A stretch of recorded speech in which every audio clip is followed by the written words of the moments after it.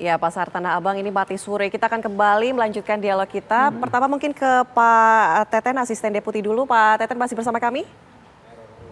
Pak Temi, Mbak. Pak Temi, maksud kami, sorry. Pak Temi, kalau misalnya kemarin kan sudah mengunjungi Pasar Tanah Abang, betul ya, dengan Pak Menteri juga. Nah, tapi kalau misalnya dilihat setelah menemukan hal-hal tersebut yang tadi seperti sudah disebutkan, regulasi apa tampaknya yang saat ini seharusnya memang harus dibenahi begitu? Oke Mbak, gini Mbak, pengaturan antara offline dengan online ini harus seimbang. Karena yang diperjualbelikan barang relatif sama, akan tapi ini pengaturannya harus kita sempurnakan.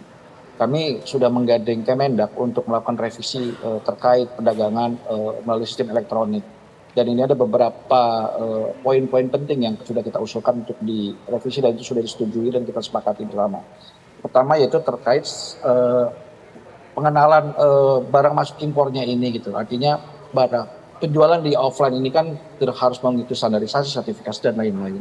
Nah, kami juga meminta agar pedagang di online juga diperlakukan hal yang sama. Artinya harus ada equal playing field antara offline dengan online. Kalau misalnya kita tidak bicara hanya fashion ya Mbak ya, produk yang di online kan banyak. Ada dari skincare, kosmetik, dan makanan dan lain-lain. Tetap kita perlakukan standarisasi dan sertifikasi yang seimbang antara online dengan offline. Artinya harus mengurus izin, BPOM, halal dan lain-lain. Begitu Mbak. Jadi kita sudah meregulasi gitu Mbak. Apa mungkin artinya akar masalahnya ini ada dari produk impor yang membludak hingga akhirnya produk-produk dalam negeri kalah, Pak? Kita harus benahi 12 sisi ya Mbak ya. Artinya kenapa harga impor ini bisa murah? Apakah memang ini sudah betul tata cara masuk barangnya? Itu satu yang kita harus cermati bersama. Kami tidak bisa jalan sendirian, kami harus gandeng instansi lain untuk bisa menelusuri ini. Mungkin Mbak sudah aware dengan beberapa platform ya, ada jual harga sepatu Rp2.000, baju Rp10.000, ini kan sudah di luar daripada harga kewajaran. Ini sedang kita teliti apakah ini ada praktek predatory pricing yang dimainkan di sana. Tapi kami tidak mau langsung lompat ke kesimpulan itu, kita harus kumpulkan data dan fakta seperti apa. Pertama kita lihat cara masuk barang tersebut bagaimana ke sini dan juga apakah memang ada kebijakan dari platform tertentu untuk melakukan subsidi barang tertentu. Yang pasti kita juga selain meregulasi online juga kita harus membenahi yang offline ini termasuk UMKM-nya. Kita juga harus bisa membuat mereka lebih bersaing termasuk dari cara marketingnya yang mereka lakukan sekarang itu. Sama-sama online tapi yang satu laku yang satu tidak, ini kan pasti ada suatu hal yang harus kita benahi. Harus kita bisa dampingi mereka untuk bisa bersaing, gitu Mbak. Iya. Bicara soal cara marketing nih Pak, apa yang kemudian rencananya ini akan dilakukan? Karena kalau kita lihat Pasar Tanah Abang ini kan merupakan pasar terbesar se-Asia Tenggara, di mana warga-warga dari negara lain datang berbelanja, tapi rasa-rasanya kok tidak ada daya unggul yang terus-menerus yang signifikan terbaru, dan gitu terlihat kan. Begitu ya. Ini apa yang mungkin sudah dicanangkan atau direncanakan?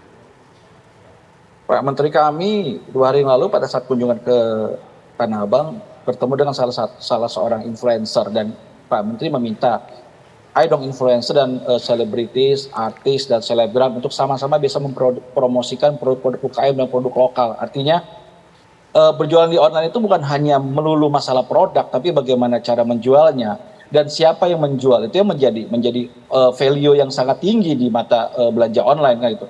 Kami akan coba gandeng teman-teman influencer untuk sama-sama mendorong nih produk UKM.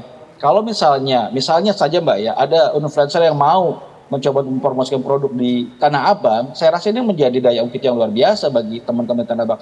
Tapi kan siapapun mempromosikan, kalau memang masalah harga tidak bisa kita benahi, tetap saja orang pasti konsumen akan memilih yang harga yang jauh lebih murah mungkin ya. Tapi itu bukan satu-satunya alasan begitu.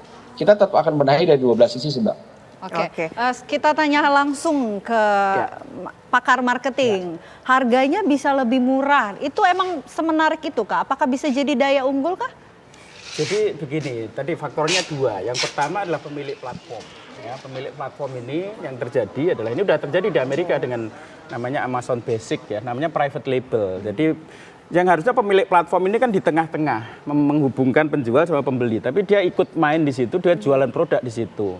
Ya, dia baca, ya dia pakai algoritma, baca preferensinya customer, yang laku dia copy, dia bikin, kemudian dia punya afiliasi, ya, dan pesannya besar karena demandnya gede, sehingga karena besar jadi murah kan? Nah, itu yang kemudian bisa jadi murah. Itu pertama adalah pemilik platform.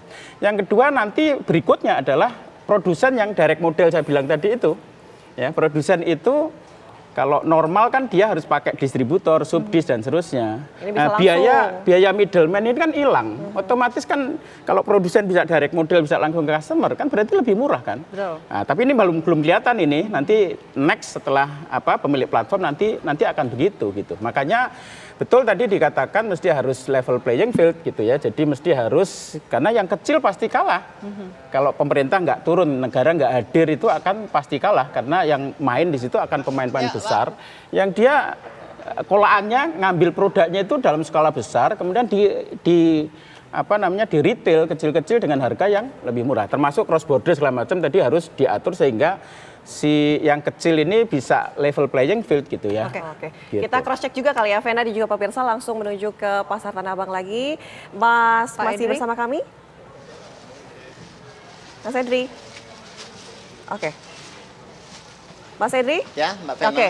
Sejauh ini apa saja yang sudah dilakukan untuk Ya, Mbak Vena. kemudian bersaing dengan media-media online yang menjual harga lebih murah, kemudian bersaing dengan pasar lainnya, apa saja yang sudah dilakukan?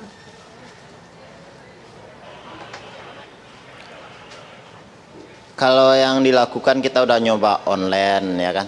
Ya buat sementara ini kita coba juga ikut di online ya kan. Cuman buat persaingan di online itu kan agak berat Kak, Mbak Vena, agak ketat. Tapi selama ikutan jualan online juga Ya, Mbak Vena. gimana hasilnya, Mas? Kalau hasil bisa dibilang separuh maksimal. Separuh maksimal. Ini apa kekurangannya nih? Apakah yang tadi dikatakan bahwa tidak bisa bersaing dengan pesaingnya? Mungkin seperti kata Bapak tadi ya kan. Nah, ini kan sudah masuk. Mungkin ada sebagian pesaing itu yang dia Ya, silakan, Mas. ya Mbak Vena. Ya. Nah, ini kan sudah masuk ya, Mas, ikut berjualan online juga. Ada nggak sih yang ingin dilakukan ke depannya biar dagangannya ini semakin laku?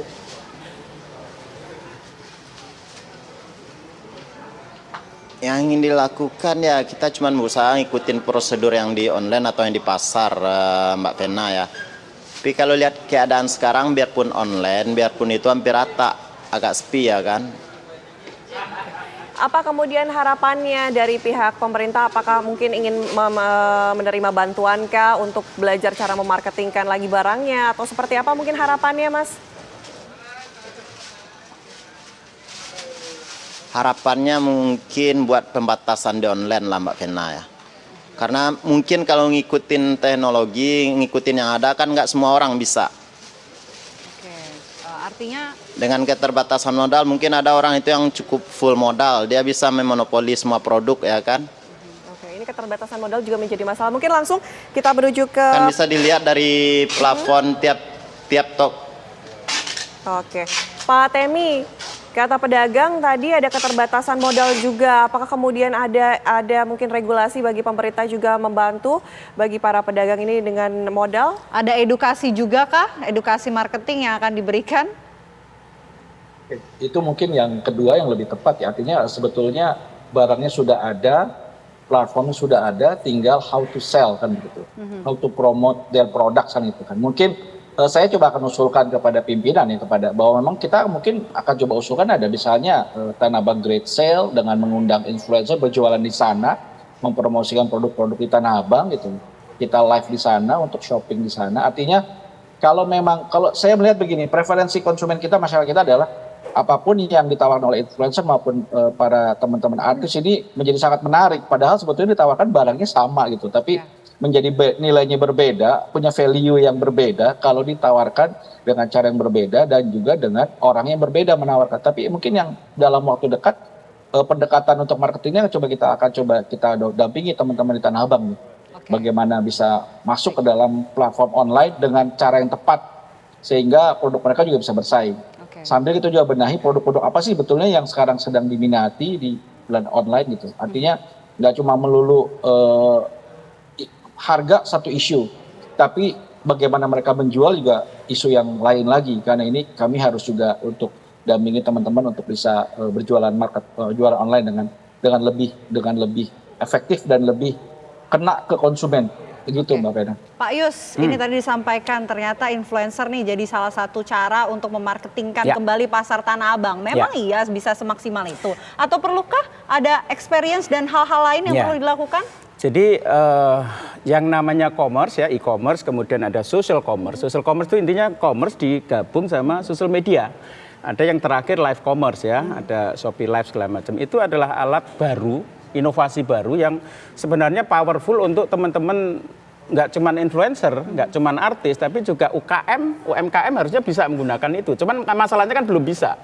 Makanya perlu mereka mendapat capacity building tadi itu perlu ya. Tapi intinya adalah jualan via social commerce atau commerce itu tidak sebatas kita live di TikTok ya, terus kemudian laku, nggak begitu.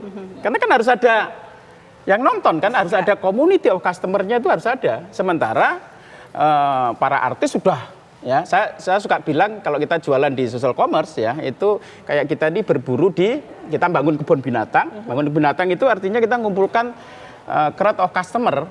Ya, itu prosesnya lama itu.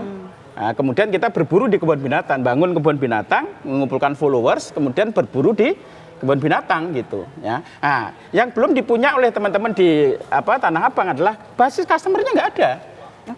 Kalau kita live nggak ada yang nonton, ada yang beli nggak ada kan? Makanya untuk membangun itulah yang dibutuhkan namanya konten.